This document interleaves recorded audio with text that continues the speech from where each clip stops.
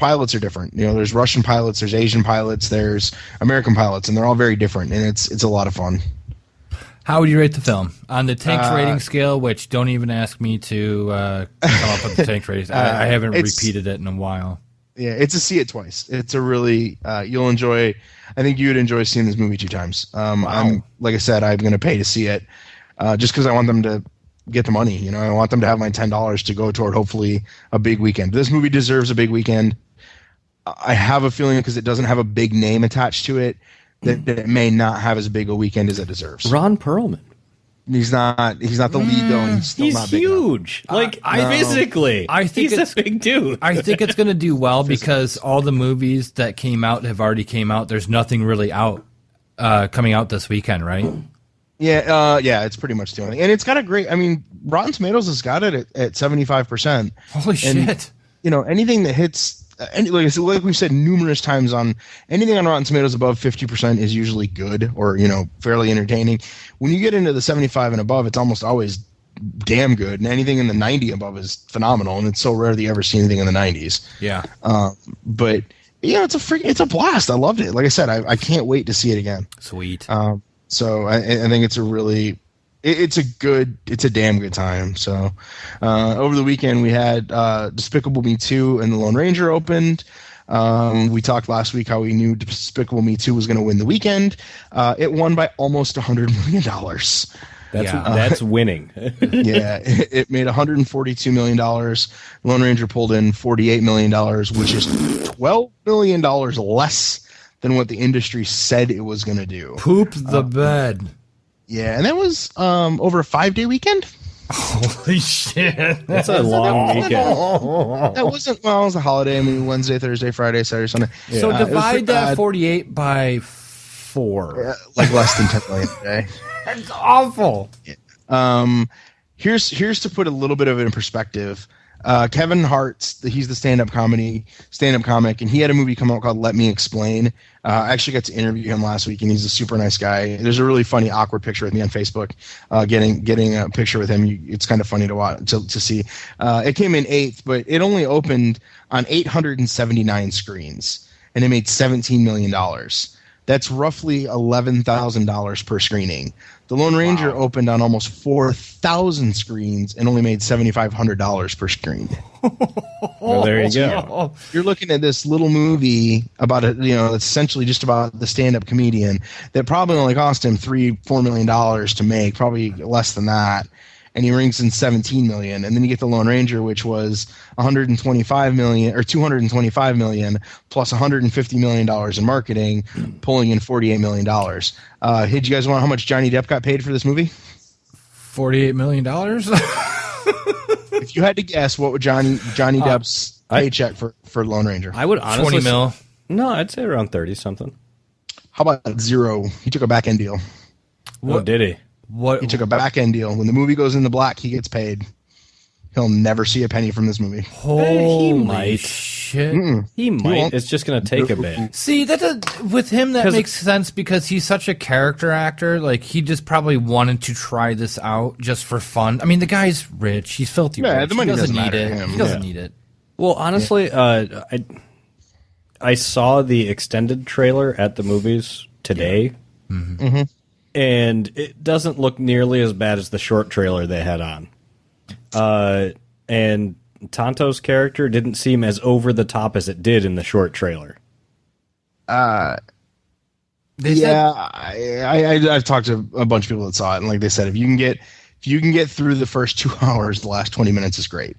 Well, you got to get through 2 hours. Yeah, that sounds awful. See, the problem here with this film is that, when our dads, Aaron, who our dads, Aaron,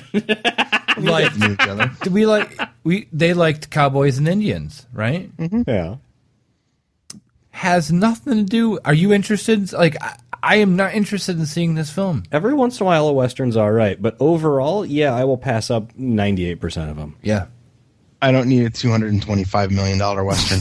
No, I can't believe. That's where Disney took a large chunk of its Avengers money and lit it on fire. And I'll tell you right now, heads are going to roll at Disney, and there's going to be changes. and look for Disney's approach at live action movies. Obviously non-animation, because they do very well in their animation department. Look for there to be massive overhauls and massive changes on their approach to anything non-Marvel. Right, because I heard that Armie Hammer did really well, and Johnny Depp, he's a good character actor. I'm sure he did fine. I did not see the film. This is a higher up, like where they sat around, people were drunk, and decided, hey, let's make a Lone Ranger film. That's awesome. No, it's not awesome. Well, here's the thing: it is comic related. It's just like early original comic related. It's Sunday comic related. I know, but this is not Johnny Depp's fault. This is not Armie Hammer's fault. This is not the director's fault. This comes down to no one's interested in seeing a Lone Ranger film. Exactly. That's what it comes down to. And someone sat at a table and tossed this idea out. That guy's now going to be tossed out, along with whoever agreed with him on making this fucking movie. No, I agree. You're 100% right. It's just a matter of, we talked about it with John Carter when everyone sat there and said, well, nobody wants to see, the John Carter movie, so to speak. And Scott, you've said you liked it, and I've tried to watch it, and I think I don't care for it. I have recently caught it on HBO, and I actually think it's not that bad. Maybe because the bar was set so low that I'm like, probably it's not so bad. I think it falls under that same category, though, of just no one cared. It was one of those movies where no one wanted to see another alien, whatever. I don't even know how to describe it. So guy on Mars with aliens. You're dead right though when you make the reference to no one wanted to see a Lone Ranger movie. So it'll be interesting to see how much of an impact this has on what Disney does. Like I said, non-Marvel, because Marvel can do no wrong right now. I mean, it's going to take 2 or 3 really shitty Marvel movies for people to start being like, I think they've kind of run their course. They started it with, they almost had one after Iron Man 2. Yeah. I mean, that was pretty bad. What came out right after Iron Man 2? Well, no, I'm saying Iron Man 2 was the bad one where I was like, shit, really? This is what they're doing? Well, that was only one. You need 2 or 3. Right. And then they saved it with Avengers and... Well, Lone Ranger itself is also a very narrow demographic. It's aiming at people like at least in their 50s and above. Well, that's why they got Johnny Depp to play Tonto in hopes that he would bring in his crowd. Yeah. So, trivia question: What movie had the largest 5-day opening ever? What movie? Debbie Does Dallas. Oh, this is pretty recent, I believe. It is within the last 7 years, 6 years. I don't remember when the movie came out. Oh. You'll be surprised. When I saw it, I was like, really? Titanic? No, 7 years. No, way too 25 years old. It is not 20, maybe 15. Yeah, 15, whatever. Largest 5-day. I know this. I've read this one before. I've read the statistic, and I cannot remember for the life of me. I would say the reissue of Star Wars, just because I want it to be true. I wish, but no. Go ahead, Rick. Revenge of the Fallen, Transformers 2. Really? Wow. Yeah. Weren't they all let down? 150. Oh shit! It was like 158 million or something like that. Yeah, largest 5-day weekend. But I mean, it came off. The first one was awesome. Everyone loved it, and we thought we were going to get the same thing, and we didn't.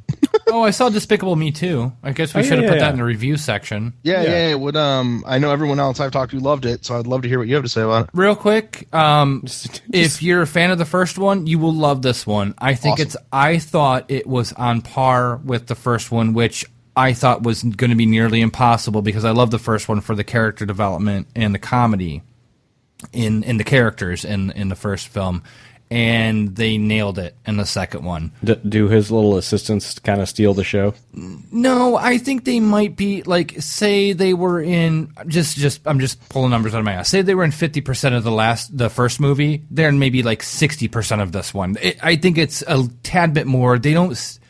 They steal it as far as comedy. They are the comic relief. Okay, sure. Just like they were in the first one. It's just amped up, but they're also part of the story as well. And it's still heartwarming. It's a fun movie. It's a fun movie. There's not a point where you're just like upset or depressed, really. It never really goes down that path. But still at the end, I felt like almost like shedding a tear, just a teeny bit. And it wasn't over, and it was a happy film. And the kids loved it. I felt like a little kid watching the film. I was laughing just as hard as we went with, like, my brother was in town. He had his daughter there and all my kids, and we had like a huge group of people. I'm laughing just as hard as the kids were. I mean, we're just cracking up. There's several scenes that were completely unpredictable. I couldn't have saw them coming. That struck me so funny that I laughed hysterically out loud in the theater. Even the kids are like, "Oh, look at that! Look at that!" He's old and out of contact. I don't even know where I'm at right now. But it was back to what you said, Rick. It was one of those films that, like, when it was done, I'm like, "Oh shit, I'm in the movie theater." You know, it was a fantastic film. I rate it probably holy matrimony. You're kidding. Awesome. No, I'm not kidding you. You said probably, which means you're having jitters and you may run from the altar.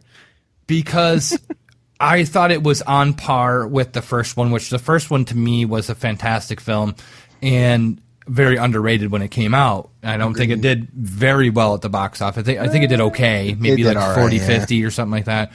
But everyone I saw it with said it was better than the first one. So I guess I was the harshest critic there. But it comes down to your opinion, not the people around you. I'm gonna say holy matrimony. I loved it that much. And I did not have a chance to see Monsters U, but I've talked to Wendy from Windy, and she said that she saw both, and Despicable Me hands down is way better. And this film better get the damn Oscar and not Pixar this year. I'm so sick of Pixar.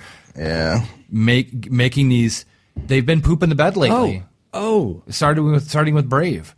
No, when I was Cars really. When I was at the movie theater, there was a poster for a movie called Planes. Yeah, it looks identical to Cars. Like I looked at it, and I'm like, it's just Cars again. I told my kids we're not going to see that, so don't even get your hopes up about that. We're not seeing that. Disney is doing that one, right? Yeah. It doesn't strictly Disney. Yeah, it doesn't say Pixar on the poster at all. Looks awful. Looks fucking shitty. Despicable Me 1 had a $56 million opening weekend, and it overall was $250 million. This one's currently at $165 million, so Despicable Me 2 is probably on pace for almost $400 to $500 million. This movie could be the one that knocks Pixar off its high pedestal, and that's hard to say because I'm a Pixar fan. Yeah, but Pixar was also picked up by Disney, so their opinions don't mean as much as they used to. They share property, and if they're more, Disney's more of the guy that does the distribution. Really, It's still Pixar, the core family of Pixar. I don't know. Yeah. I'm just saying, and I'm gonna even during the Oscar trivia game or the Oscar shots game, I'm going to bet on this film, and I will probably lose, but. Because you shouldn't. Is it bad that you mentioned Oscar trivia and I just kind of did the? Aaron's pre-disappointed. Yes. Yeah. But that's all I got. I'm going to rate it holy matrimony, and that's all I have to say about that. All right, go see it. Awesome. So, I was going to talk about something else, but I got rid of it because we don't have time. We can move on. Right. Find all my stuff at. Just, either Facebook search Rick Mulligan, Twitter Rick Mulligan, YouTube Rick Mulligan. There's going to be a couple things going up on YouTube this week that I just finished that I'm really excited about. So look for those. And then Under Review, which is a Facebook page. Kind of slacked off. I need to put my Pacific Rim review on there. I'm going to try and do that tomorrow. All right. Like, I have a written review for it. So awesome. Cool. We have a web gem this week. I'm going to be honest with you. There wasn't a whole lot of good video clips this week. Frank didn't put anything out, which we've been falling back on. Yeah, I was going to say that's all I've been trying to find something visual or something more audio for everyone to hear. But this is not one of them. But it was still a really cool video, and it's called "Motorcyclist Saves Cup." And the whole video is a motorcycle guy riding up behind a lady driving an SUV, and notice she's left her mug on the bumper. So he actually he gets up behind, notices the situation, is like, goes up, grabs the cup off the bumper, and then it probably takes about half a mile for him to catch up to her. And and of course be able to get alongside of her to personally